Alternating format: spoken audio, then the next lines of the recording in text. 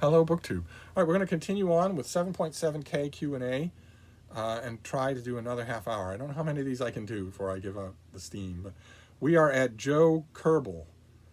I'd love to know your thoughts on J.M. Coetzee and his most recent Jesus trilogy. I don't. The most recent trilogy, I'm assuming it's pronounced that way, but I don't make any head or tail of it. I think the whole thing is a misfire. The books are boring. They're slodgy. I like this author. I think he's really talented, but this trilogy, I'm glad it's over. I'm glad it's over. And I certainly didn't feel that way about a string of books from Ali Smith, for instance. I didn't get it at all. So I a very high estimation of the writer, and of course, like everybody else who's read him, I strongly recommend Waiting for the Barbarians. I strongly recommend that book. Find it and read it. Andrew Russell has a barrage of questions. Number one, you always seem remarkably well composed and unflappable. What thing or things cause you to most quickly lose your cool? I'm not sure what constitutes lose my cool. What constitutes lose my cool? Does that mean lose my temper? I have an absolutely horrible Coriolis storm temper. So I have to keep it under close watch at all times. An old friend of mine, in the clergy, always used to tell me, when it comes to the 7 deadly sins, the one you have to watch for is wrath. And he was absolutely right. So I keep a close clamp on my temper. It has actually in the past, when I didn't do that, cost me quite a bit. Literally, money cost me quite a bit. So I don't, that self-control is very much ingrained now. I do still lose my cool. Maybe that means fly off the handle. I don't do that often. It's very rare that you'll see me do anything like that. I'm trying to remember the last time I even did. It's not something that I do. There's an amazing thing. There are a couple of experiences, I hope you never have them, but there are a couple of very negative experiences in life that cause your life to just snap into proportion, and suddenly you don't get rid of that. Suddenly things don't make you fly off the handle the way they once did, and one of those things happened to me. Let's see here. Number two, who is your favorite movie actor and why? Actor would be Peter O'Toole, actress would be Katharine Hepburn, and it's because they're universally wonderful.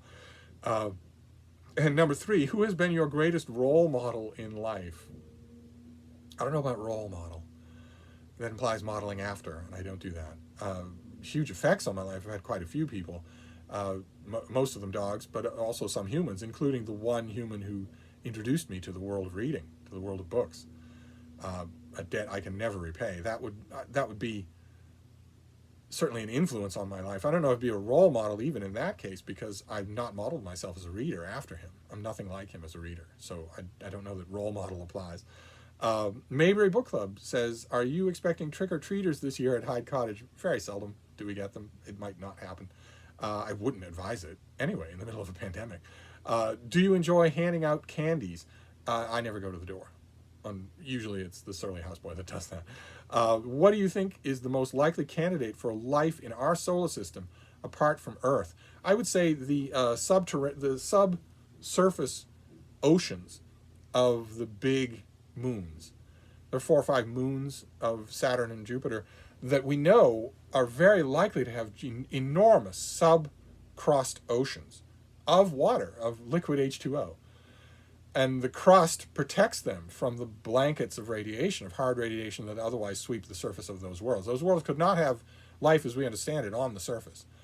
But those waters are largely protected, and we know they could be very, very deep. And we know that a lot of those worlds were thermal at one point or another, geothermal. They might have had vents. They might still have vents. It's not completely known.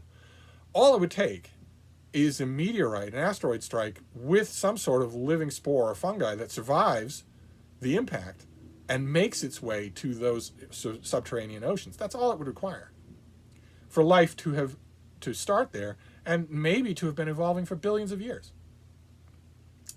So they would be my foremost candidates. Enceladus, Europa, Titan, places like that, I think. Those subterranean, those oceans that never see a hint of light, things may live there. Extremophiles may live there. We have life forms here on this planet that could live in those oceans if we transported them there. That leads me to believe that it's possible for life to live there now. we'll see, I guess.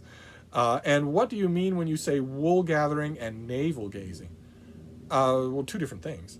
Wool gathering, nothing wrong with wool gathering. Just means it's kind of like this. it's or Charlie Heathcote's great wool gathering videos on BookTube. It just means that you're letting your thoughts roam. That's all. And there's nothing wrong with that. Navel gazing is very different. Navel gazing I often use in criticism of contemporary literary fiction, where the author is the only point of the whole thing. They're the only thing they ever think about. They're the only thing they know anything about. So you go up to, for instance, 1/2 or 2/3 of the Booker shortlist. Go to the authors of 1/2 or 2/3 of the Booker shortlist in 2020 and ask them, is World War II currently over, or is it still being fought? They won't have any idea. They won't have any idea. You'd be horrified. You'd think, no, I can't believe that. But they wouldn't have any, most of them wouldn't have any idea. Ask them what century mankind invented flight. Airplanes. They won't have any idea. None whatsoever. None at all. Ask them about the Roman Empire, about the birth of democracy in ancient Greece. They won't know anything about it at all. None. Nothing at all. The schooling, of course, has been non-existent. But on top of that, they don't know about anything other than their own Twitter feed. And that is the essence of navel gazing, and it's contemptible. But let's see here. NIKM says, can you please tell us more about your travels? How much time do you have? Which means of travel did you use? Everything except flying. Mostly ships. Mostly ships. Lots and lots of ships. But also I've ridden every kind of beast of burden there is in the world. And I've been the passenger in many, many cars. I've been a passenger on many, many, many trains. Just not flying. Was it part of your job? No. How did you fund these travels? I came into money, and that was enough. And are there places you regret visiting? Not in the larger scheme of things, no. There were places that were nightmares at the time, and a lot of this world is very hot. A lot of this world. Even then, we're talking a long time ago. Now the whole world is an oven. But once upon a time, even then, there were large parts of the world where, unfortunately, some of my primary memories are about how hot it was, just how hot it was. And that shouldn't be true, because if I dig deeper in those memories, there's lots of fun stuff that's there as well. Ronan Hutchinson says, I want to thank you for being such an engaging and caring figure on BookTube. Well, thank you. Thank you. Your videos have single-handedly made me break my habit of only reading books I feel like I should read, and has brought the fun back to the activity that has been lacking for a year or so. Well, I'm glad of that. No one should read anything because they feel they should. No one. Not even technically me. And technically you could say it's my job to read the books I should read. And I do it. But I do it voluntarily. I do it because I love the feeling of keeping abreast. But ordinary people who aren't book critics, should doesn't enter into it. Who says should? Who applies that pressure? If somebody applies that pressure to you, you send them to me. Okay? Or you send them to me. I am perfectly happy to be nice and approachable and amenable on this channel, but you're not going to, no one in your life is going to snootily tell you that you really should be reading X instead of Y. No person in your life who's going to make that kind of insufferable a-hole comment to you is better read than I am. So you send them in my direction, okay? Because I can do the same thing to them. It's insufferable. Absolutely insufferable. Read what you want.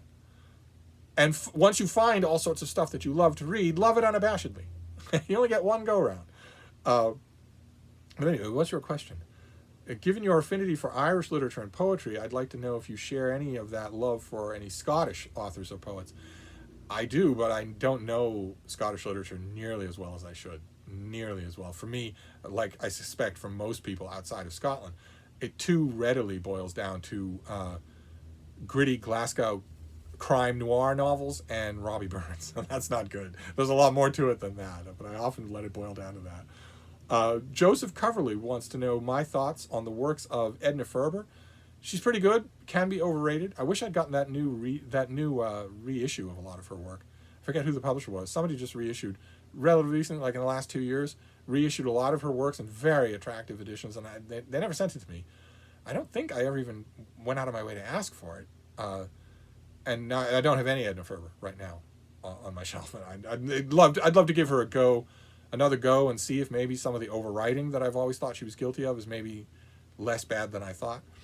Number 2 is David McCullough, a very serviceable modern historian, a very good popular historian. Definitely, if you are interested in one of his subjects, definitely don't let him be the place you stop.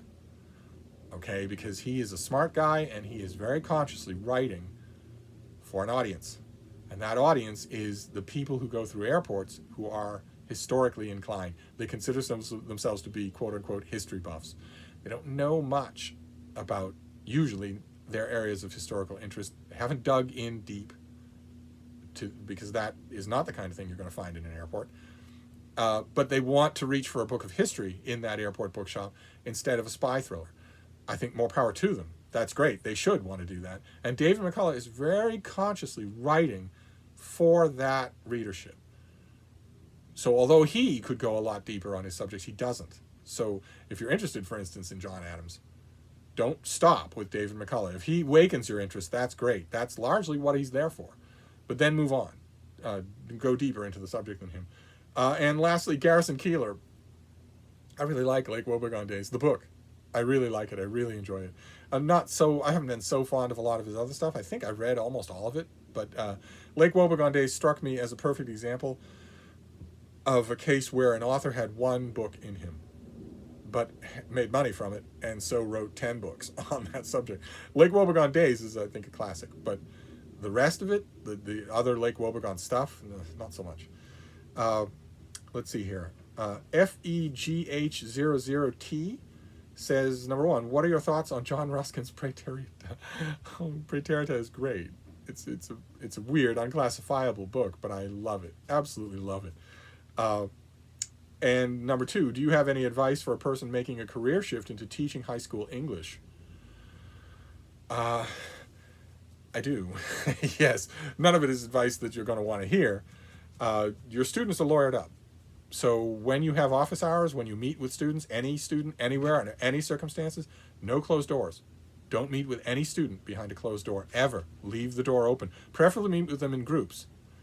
Preferably with another teacher present. And be prepared to face the kind of attitude from high school students that once was reserved for minor members of the British nobility. You're going to encounter students who don't believe you have a right to give them anything less than an A, no matter what they do in terms of work or don't do. I'd be prepared for that psychologically if I were you. John M. says, number 1, I recently reread Atonement and loved it. The ending of that novel is heartbreaking, and as is its depiction of the devastation of war. What are your thoughts on the novel? I agree. It's precisely written. It's my favorite book by that author, and the ending is incredible. Number 2, sorry if I missed this in an earlier video, but what library reading room is pictured on stdonoghue.com? That would be Bates Hall at the Boston Public Library. One of my favorite places anywhere in the world. I miss it. I really miss it. I don't think I could go there and work in good conscience, even if I could leave Frida. I can't leave Frida now. Why would I bother to leave Frida now where we spend all day together? But later on in her life, in a few years, she will spend mostly all day sleeping. In which case I could leave her. It won't bother her quite as much. It bothers her now if I leave her. But in a few years, that won't be true. And I could go out, and I've spent a lot of time at Bates Hall, but I don't know that I would. And maybe the pandemic has made me shy of such a thing. Illyria934 says, number 1, when Frida first came to you, how did you decide on her name? I just waited. I waited and decided when certain sounds that she seemed responsive to, certain ideas. I waited until something felt right. I always do with the dogs who come to me. I always wait until some element tells me what their name should be, whether it's another person or an illusion or a memory. In this case, I honestly couldn't tell you where the name came from, but it works. Works just fine. It's perfect for her. And number 2, what 19th century writers do you like that are largely forgotten now? Well, we just mentioned John Ruskin, didn't we? I'll take John Ruskin, absolutely. Once the most influential writer in the world in English. Now totally forgotten, except by art aficionados. Let's keep going here.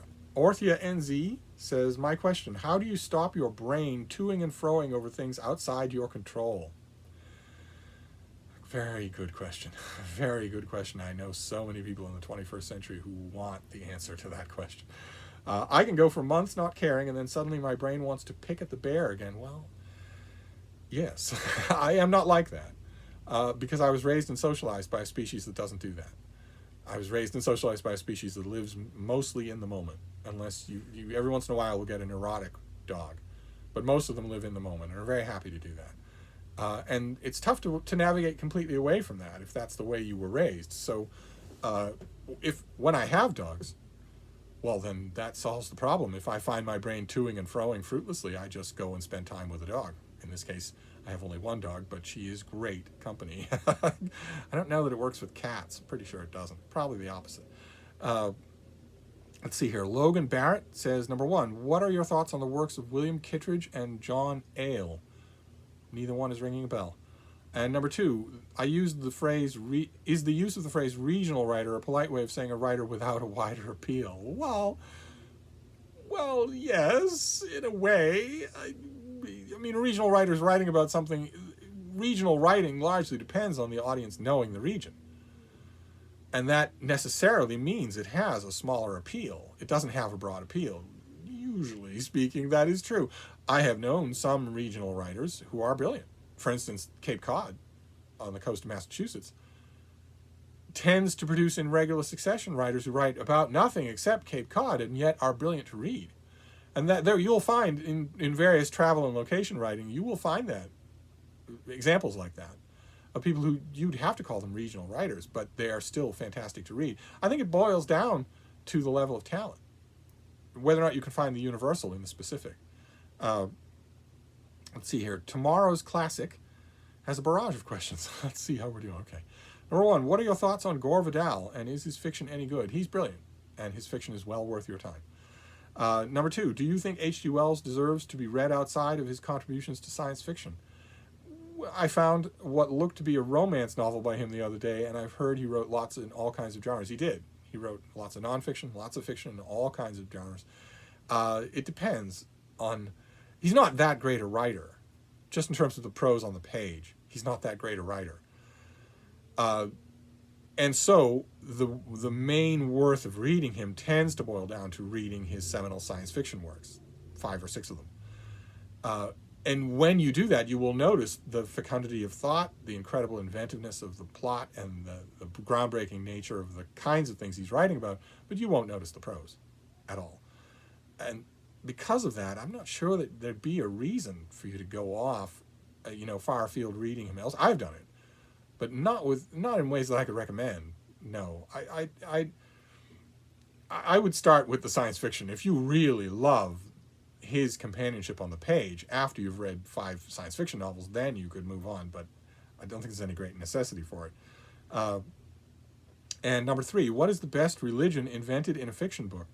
For my money, the most convincingly mysterious was the faith in the stone that the moles had in William Horwood's Duncton Woods series. Oh my God, the Duncton Woods series. Good Lord. I haven't read those in forever. There was an import series of mass market paperbacks of the Duncton Wood books. Oh God, it must be 40 years ago here in America. And I read them then, but that import series is long gone. I don't think they're in print in America anymore. Wow, that takes me back. But in answer to your question, what is the best religion invented in a fiction book? My answer is always going to be Christianity. Anthony Suppa says, what are your thoughts on abolishing the Electoral College and electing our president solely through a popular vote? It's an excellent idea. It's a great idea. It should happen. It's not going to, but it should. Don Huguenot, number 59, says, do you remember when the Gloucester sea serpent showed up? Did you go and see it? Bit of a troublemaker. Said Day says, have you met Susan Sontag? No, I have not. Amazingly, no. Do you have a story you can tell about her? I remember you mentioning that you like her writing. I do, but I've never met her. Vera Pavlova says, have you deciphered the code at the beginning of Gnomon by Nick Harkaway? I feel like I'm onto something, but I'm not sure. I would never even bother. I would never even notice such a thing. It's just not the type of reader I am. I don't go for codes and sigils and stuff like that. So I haven't. No, I haven't. Joel Swagman says, On Writing by Stephen King. Is it good advice? Well, it depends. There's some basic stuff in there that's in every writing manual that is really good. There's some basic stuff in there. Too much of the book, in my opinion, is geared toward, it consists of what could more accurately be called on writing like Stephen King. And no one should do that. But there are basics involved, of course. Mainly the dedication to regular daily work, that sort of thing. Then not editing while you write. Those will be in any writing manuals, and that's good advice. I'd just pick them. I'd find them somewhere else rather than this book. Mary Tumulty says, some may be seeking the comfort of lonely trollops in Victober. Is there one for which you will be hosting a read-along? I've thought about it, about resuming our lonely trollops. My main worry is that I don't want to let you all down. I don't want to announce a read-along and then not be up to it. So I haven't decided yet. But tomorrow's the 1st of October. So maybe I'll announce it then to get to work on it, and then I can just talk about the book in the first weekend in October while the rest of you catch up, and then we can do specific breakdowns. I haven't decided yet. Wilson Shugart says, did you have a favorite spot, season, time of day in Somerset? If you care to share one, any Somerset anecdotes or stories? Somerset, why so specific? Well, Quantock Hills, of course. I've roamed that enormous area with a crowd of beagles at my ankles many, many times. I'm not sure that I'd be willing to do it now. Quantock Hills is the number one or two most ranked places for this mysterious, large, panther-sized feline in the UK that is constantly being attested with anecdotes and even some fairly convincing pictures. And I don't think I'd want to meet that thing. If there is a breeding population of panther-sized animals in Quantock Hills, I don't want to meet it with my dogs or without them. But that has been lovely in all seasons. I've been there in all seasons, but mostly in the autumn. Just delightful. The real autumn. Not the autumn that Boston is having now, where it's hot and bright and humid, where it's summer. Let's see here. XEERO0 says, how come you don't just upload your podcast to your channel? What this person is talking about is that I do a podcast for the Cedarburg Public Library in Cedarburg, Wisconsin. I try to do it every day. I've been feeling really crappy in the last few days, so a lot of it has not been new. But I thought if they were asking me to do this, I should do it. I should do original stuff rather than. I mean, my producer will sometimes pull the audio from, like for instance, the Daily Penguin here on this channel, but. I thought the least I could do for them was original stuff that you're only getting there. So that's why they're not on this channel. Eleni Nicolina says, let's see here. If our minds had muscles, you would be our personal trainer. I'm repeating a question from quite a while ago and hoping that you won't have the same answer for me this time. Has there come up a good biography on Henry Fielding in the meantime? Wouldn't I have mentioned it if there had been? A good, great, fantastic 1,000-page, wonderful biography of Henry Fielding does not yet exist. If there had occurred one in the meantime, I would certainly have mentioned it. Vinay Ayalavarap says, how often do you have an epiphany while analyzing a book? And has its magic diminished over the years? Epiphanies while analyzing a book happen fairly regularly to me. Where I will, especially if it's a book that I'm going to review, where I'll be grappling to make sense of the thing. Suddenly, the shoe will drop, and I will realize something about what the author's trying, or something like that I didn't realize before. But in terms of the magic of reading, the magic of waiting for that epiphany or finding that sort of thing has not diminished at all. If anything, it's grown over time. Benjamin Revol says, if you ever hit 10K, God forbid. Will you decide to finally visit the Australian archipelago? It's not a question of needing incentive. My traveling days are over. I will not be visiting. I will not be seeing Australia. The one place in the world I've never seen. I will not be seeing it. And that burns. That really does. Laura Wincello says, who bears the burden of housework at Hyde Cottage? You or your surly houseboy? The surly houseboy does it all. Is this the function of elusive surly houseboys? Surly houseboys have many functions. I'm amazed at how many of you don't have one. You really should. Go on eBay and get one. They're amazing. They have many functions. They get the bills paid on time. They keep all the quotidian stuff. There's some sort of notice on the door of some sort of community thing. They're the one who deals with it. They handle tripped fuses or anything like that. They're very, very, very useful. Also, how would you describe Lindsey Graham? He's a liar. As I mentioned on this channel, he's a liar. That's the only description that need apply to him forever. He's not a man of honor. He's not a man of his word. He said specifically, explicitly, that if a Supreme Court space were to come open in the last year of Donald Trump's presidency, he would argue on the Judiciary Committee that it not be filled until by the next president. He said that in public and said, hold me to that record, and now he is doing that very thing. Not in the last year, but in the last month. So he's a liar. And that's all you need to say. That's all that you need to say about him. He is not a man of his word. He is a liar.